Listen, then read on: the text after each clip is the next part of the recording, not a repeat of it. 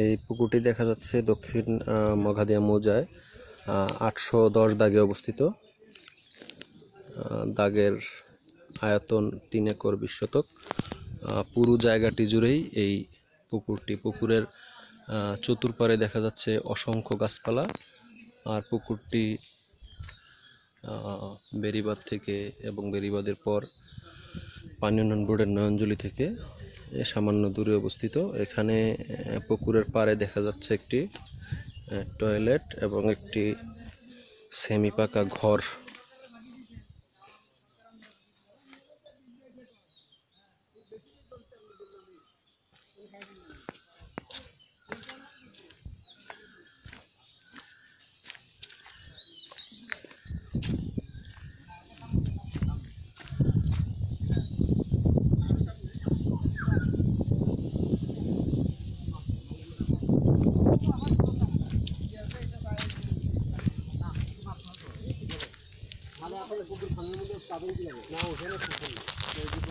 না, চতুর্পাশে মাটি দেওয়া গেছে, বড় করে মাটি কাটি, মানে বাদ দিছে, ভাট করা গেছে, তাহলে তো কিছু